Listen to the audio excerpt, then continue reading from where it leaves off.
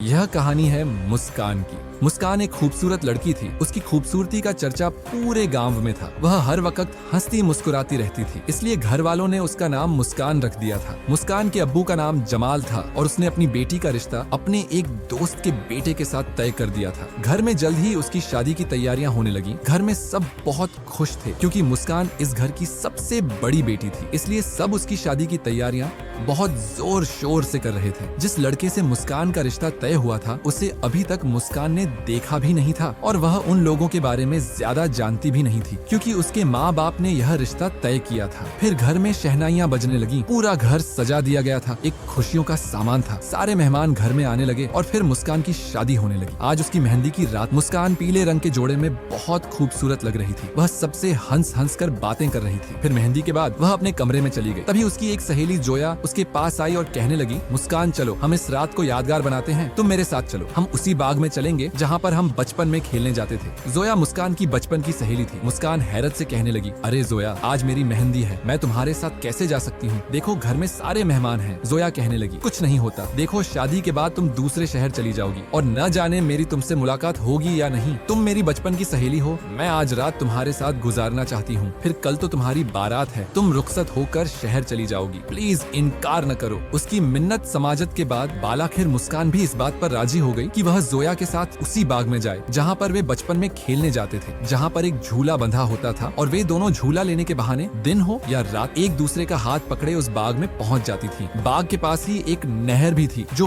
बहुत ही खूबसूरत थी। गाँव के अक्सर लोग इस नहर से पानी भरने जाते थे और गाँव की औरतें वहाँ कपड़े धोती थी। फिर जोया और मुस्कान रात के 10 बजे चुपके से घर से निकल पड़ी। किसी को नहीं पता चला कि काली रंग की चादर में लिपटी मुस्कान जोया के साथ घर से निकल गई है। जोया उसे अपने साथ उसी बाग में ले आई थी। वे दोनों एक आम के पेड़ के नीचे बैठकर बातें कर रही थी। तभी अचानक जोया कहने लगी, तुम 2 मिनट यहाँ बैठो, बस मैं अभी आती हूँ। मुस्कान जल्दी से कहने लगी, अरे तुम मुझे अकेला छोड़कर कहाँ जा रही हो? जोया कहने लगी, बस मैं अभी आती हूँ, दरअसल मैं एक चीज भूल आई थी, कहीं अम्मा को वह बात पता न चल जाए, बस मैं उस चीज को छुपा कर आती हूँ। ऐसे लग रहा था जोया बहुत जल्दी में है। वह मुस्कान को अकेला रात के वक्त इस बाग में छोड़कर चली गई थी। मुस्कान बहुत घबरा रही थी क्योंकि हर तरफ अंधेरा फैला हुआ था और जोया उसे आधी रात को इस बाग में छोड़कर चली गई थी, जबकि उसने अपनी मेहंदी का सूट पहन रखा था। वह दुआ कर रही थी कि जोया जल्दी से वापस आ जाए, शायद उसने यहाँ आकर कोई गलती की है। वह उठकर खड़ी हुई थी कि जैसे ही पलटी तो उसके पैरों तले से जमीन निकल गई। सामने उस गांव का एक अवाश नौजवान खड़ा था जिसका नाम बाबर था। मुस्कान को देखकर बाबर की आंखों में चमक थी, लेकिन मुस्कान को उसे देखकर